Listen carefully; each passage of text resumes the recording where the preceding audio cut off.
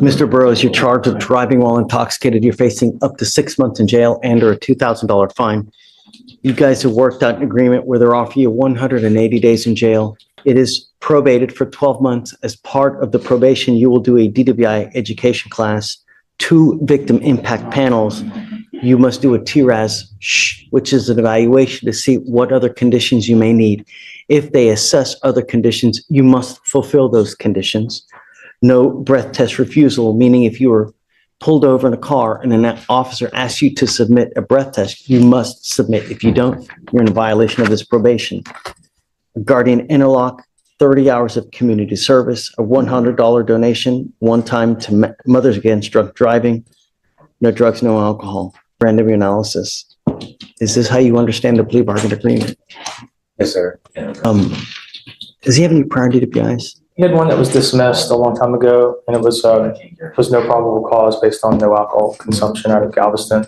So Yes. we tried to get a pizza at the courtroom, but it's just because of that. He had a theft when he was a kid, like 17 years old, but it was Just one. yeah. But he was he was 17 and he had an employee theft. And then he picked up another theft, but they didn't revoke his probation. It was like $100 from a cash register, but that was a long time ago. He's a volleyball coach. He's a good citizen. He's a good guy. He's turned his life around. His parents are here to support him. He made a mistake this night drinking. He understands that. He's taking responsibility for that. He's doing whatever he can to move forward. And he's in a financial hardship now. That's why we're asking for a reduction in the DPS fine. I've worked with him on payment plans and stuff. I'm going to waive all my fees so he can succeed. The question is, at what point do you get it, Mr. Burroughs? You know, you've already had one DWI dismissed. You now have another one. While you're on bond, you have bond violations. So for you to come here and tell me that you've changed and that you're a different person and this and that goes in one ear, goes out the other. I don't believe it. Actions speak louder than words. And you can lie to me, but you can't lie to yourself, you know, and your record. You know, life is hard enough being a young Black man in America today, right? And the more convictions you get, all you're doing is you're making life more difficult.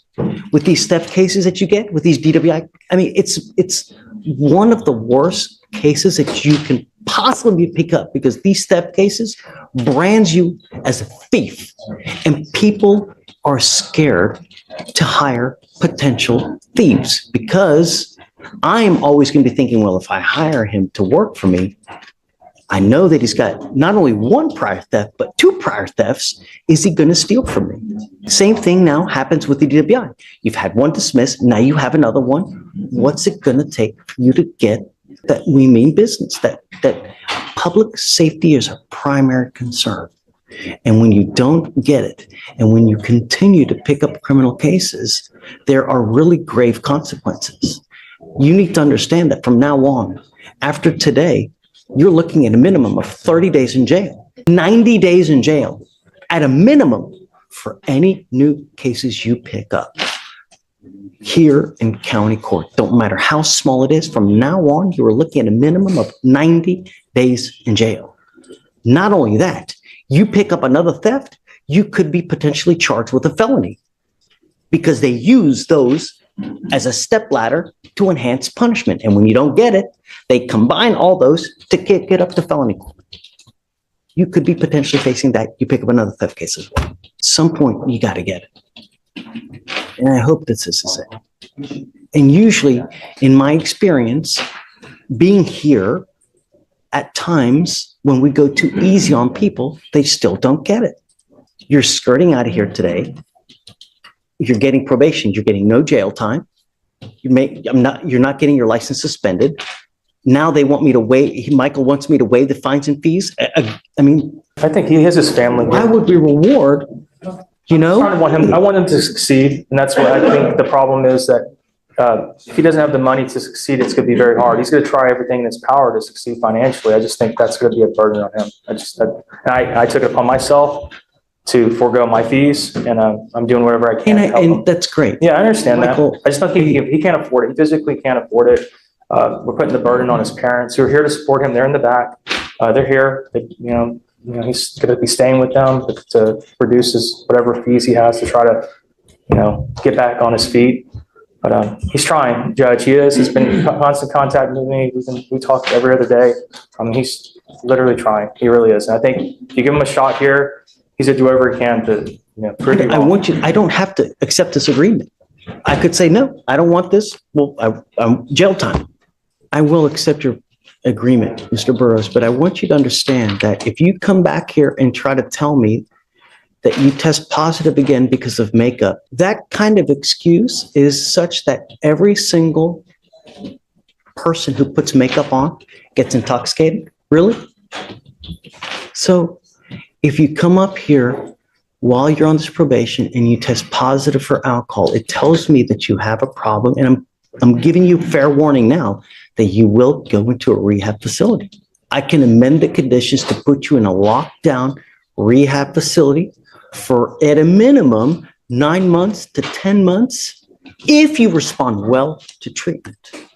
I will accept it, but I'm telling you now, if you test positive for whatever it may be, and I hope that and I want the repeat offender to be education class. I don't want just a garden variety.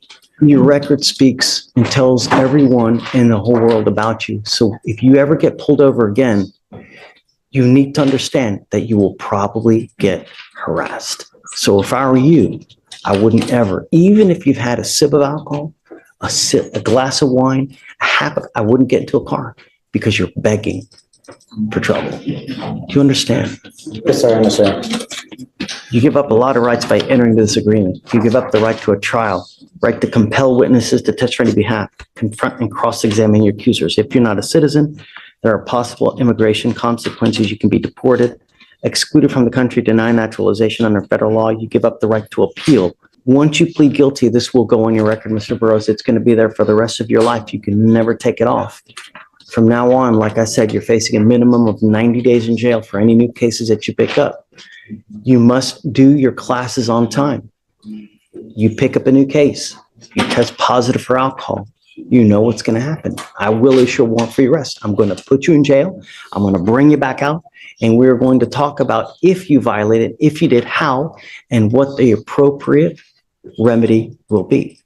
And it could be 180 days in jail. Do you understand? Yes, sir. How do you plead to the offense of driving while intoxicated, guilty or not? Guilty, yes, sir.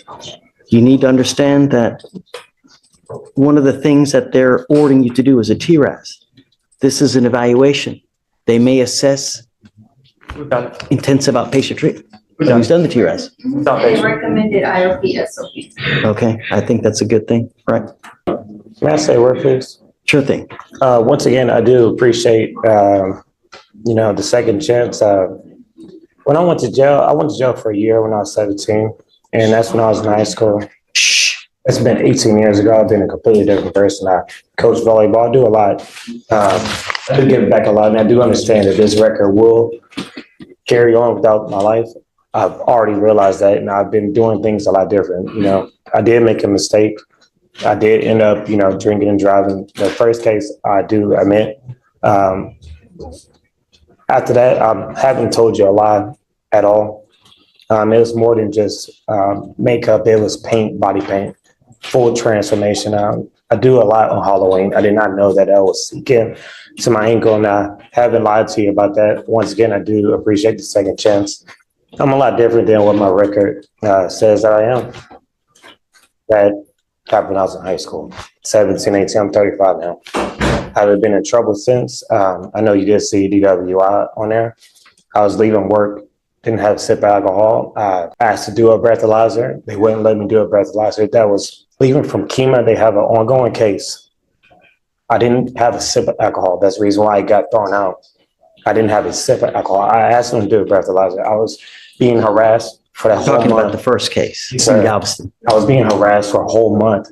14 times I got pulled over. The last time before that one, I told them, I said, there's a reason why you pulling me over.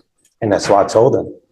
The next time I got pulled over on 146. They didn't even give me a chance to even do a breathalyzer. And that's the reason why I got thrown out, is because I asked to do a breathalyzer. They didn't take my blood, didn't take anything. They wanted to take me to jail because of some beef that's happening in between the Kima bars and Kima PD. changed my life a lot. I didn't lie to you last time I was here. I wasn't aware that that would set off my scram device. I had super glue that I was putting up, fingernail polish remover. Last time I didn't speak because I was on my anxiety medication, so I didn't really speak, but I can speak a lot better today because I haven't taken it the last 2 days. But that's what ended up happening. Once again, I do appreciate you for giving me a second chance, but just want to let you know I didn't lie to you last time I was here. If you think that people and officers messed with you last time, what do you think is going to happen now? I do understand that, sir. You know, and I do understand. the only thing that I'm trying to impart to you is don't give them the ability to do that by smelling like alcohol, smelling like weed. Because when you get into a car, the faintest, funkiest smell of whatever, it's a great excuse for them to take you down. Yes, sir. This time I did drink. I did not admit Look, that. you don't Yes, have sir. to say anything now, but Yes, sir. I want you to appreciate the gravity of it, because when officers like me, I don't know you. I have but a mere 10 seconds, 20 seconds, maybe 5 minutes to get to know who Sydney Burroughs is. Yes, sir. One of the things I use to find out who you are is your record. I understand. So when an officer pulls you over, they're going to see DWI, theft. And I don't know if there's other things as well, because I don't get access to everything. But when they see that, they're going to be, holy moly. If they go up to your car, if it walks like a duck and it talks like a duck, if they have a DWI 1, if they have a DWI 2nd, and now they come up to you and they smell something, don't give them ammunition to fire a gun at you. Life is hard enough as it is. Anyways, look, Yes, sir. done preaching. So just comply with these things and we will be happy. Yes, sir. Michael, and I'm going to tell you now that I will waive your court costs and your supervisory fees. Thank you, Judge. But if you come back with another DWI, I want you to understand that the next time on a second, you're facing around $6,000 at a minimum of supervisory fees, not to mention court costs of another $500-600. So it's on a second DWI, you're facing around $7,000. Yes, sir. You understand? Yes, sir. I understand. Get the message.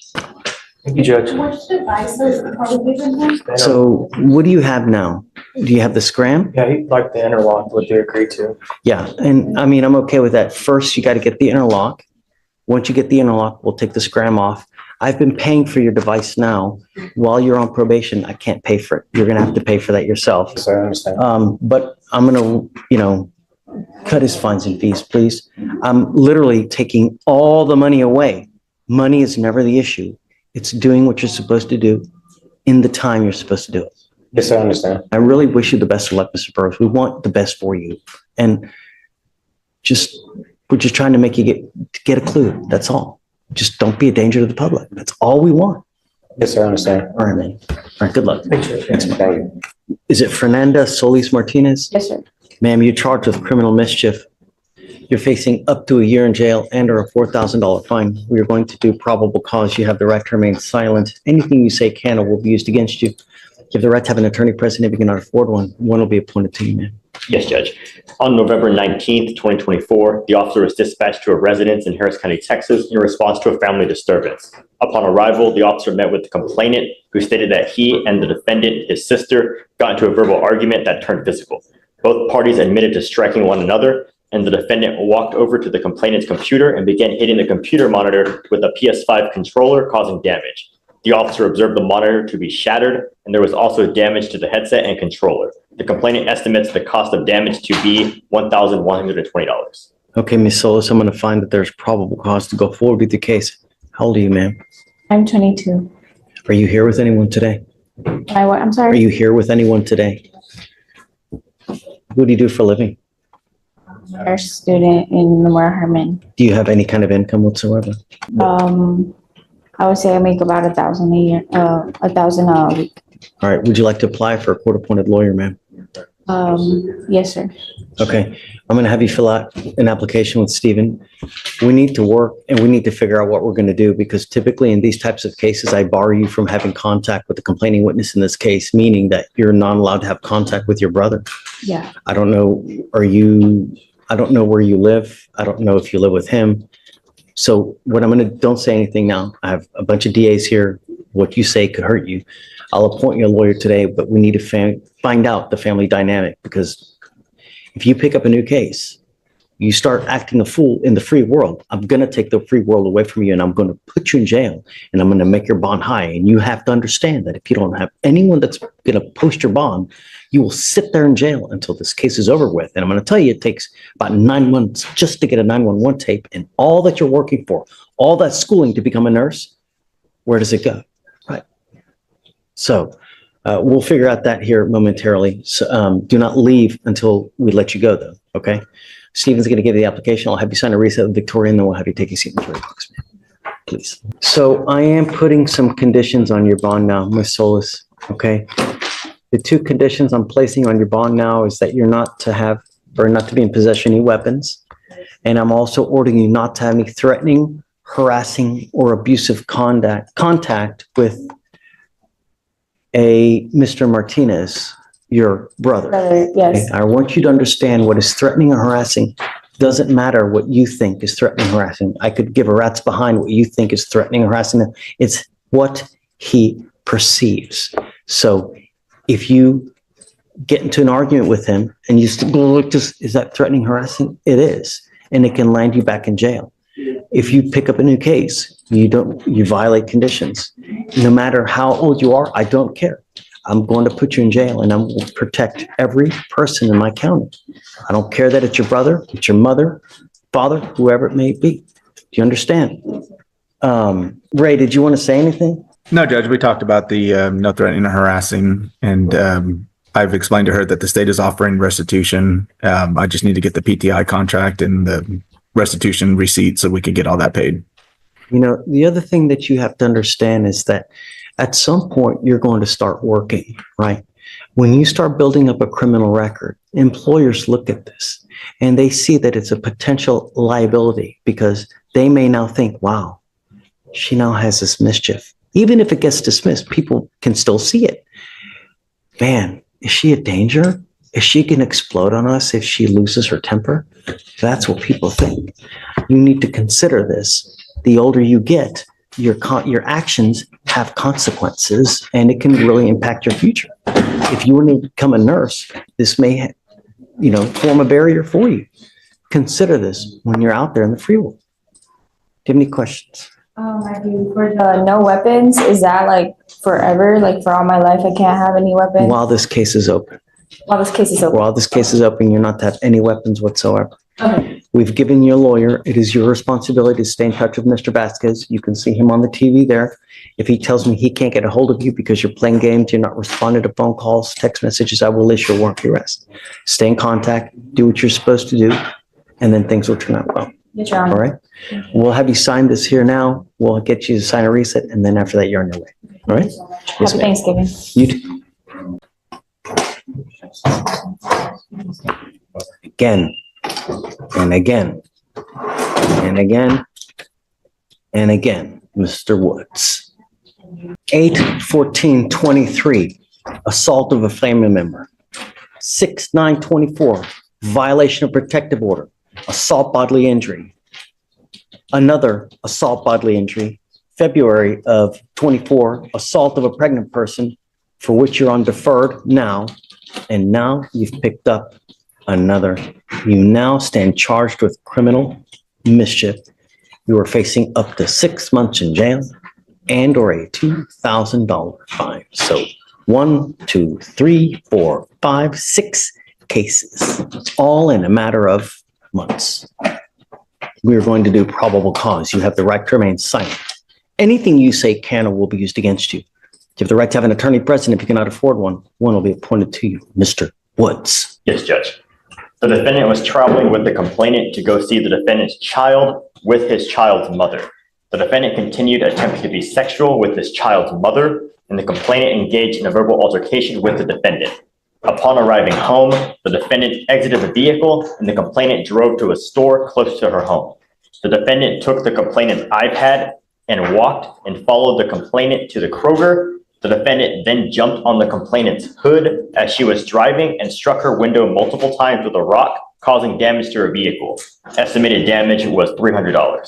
Who is the complaining witness in this case? The complaining witness in this case is a Jacqueline Perry, who is the same complainant in the assault of a pregnant person. Tell me he's not supposed to have contact with this complaining witness? Guys, Morgan. Mr. Woods is on deferred for assault of a pregnant person. Yes, Judge, I'm emailing the felony prosecutor right now. Was he, as a condition of that, not to? No threatening, harassing, or abusive contact with the complainant in that case. Mr. Woods, I'm going to find that there's probable cause to go forward with your case. I'm now sending you for a drug test. I want to know what, if anything, is in your system. If you fail to go take the test, if you fail to come back, I'm going to revoke your bond and I'm going to make it so high. On one ankle, I'm going to put a GPS monitor because I'm ordering you not to have contact with this person, and you've shown repeatedly that you are incapable of following bond conditions. And I'm going to put a 1,000-foot radius that you're not to have any contact with this person. You're not to have any weapons. You're not to consume alcohol or illegal drugs. And I'm going to test you repeatedly so I know that you're not using, but I'm sending you now for a drug test. Like I said, you failed a test, and if you fail to come back, things will not go well. Do you understand, Mr. Woods? Yes or no? Yes, sir. Take a seat for me.